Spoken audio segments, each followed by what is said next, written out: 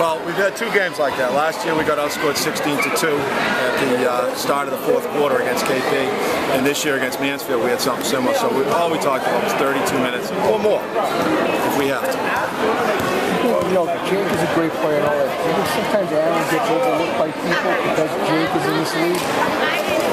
I don't know. I mean, I think he gets a lot of attention. He seems to get a lot of attention defensively. I think the days of him being just, covered by some guy are long gone.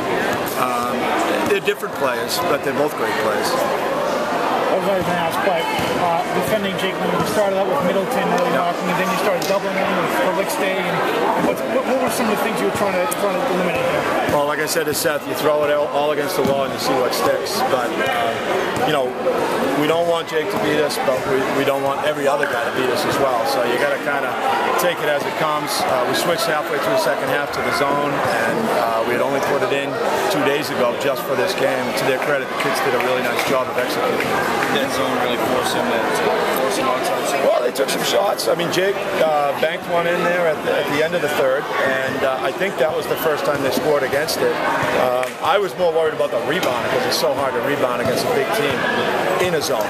But kids did a nice job. Is zone something you guys been playing here and there? Or is it almost never, but what are you going to do when it's 6'8", 6'5", 6'5", 6'5"? At times you got to do what you don't feel comfortable doing because you got to give yourself a chance to win. It's something that these kids were really looking forward to, and was it tough keeping them, composed with the games ahead of them going into the game? We had a lot of kids get sick last week, and I was really worried about the two games last week because I was afraid they might be looking ahead, but they didn't.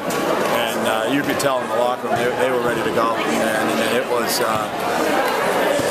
This is just a special atmosphere. You get a great high school game like this. I tell kids all the time, it's not going to be like this even if you play in college. Maybe at Maryland it will be. Yeah. But you go to a Division III school, it's not like this. Sometimes it's friends and family night, and this was a special atmosphere. What were they sick with?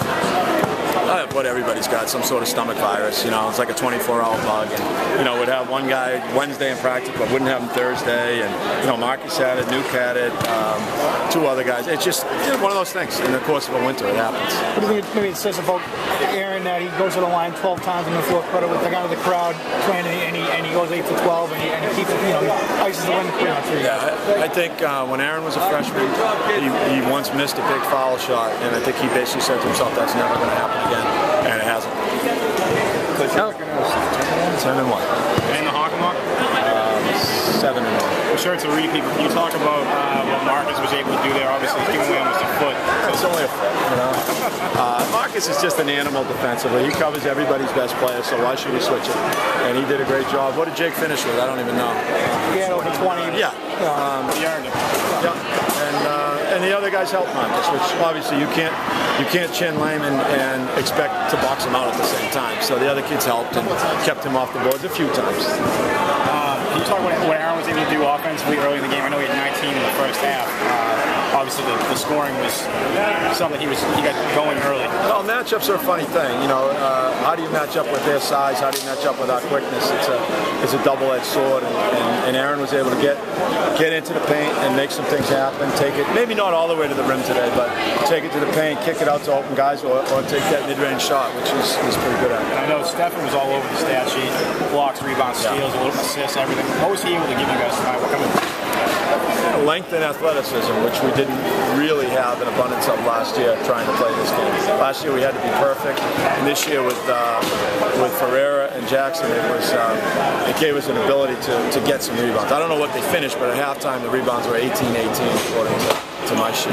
And in the fourth quarter there, in the last minutes when they're hacking a bunch of long-range shots and you guys come down with the long rebounds, is how important getting those 50-50s there? Well, we learned it from Mansfield a few years ago the hard way, that long shots, long rebounds. It doesn't matter what your height is. You shoot it long, it's a long rebound. You just got to go get it. Half a rebound is just going to get it.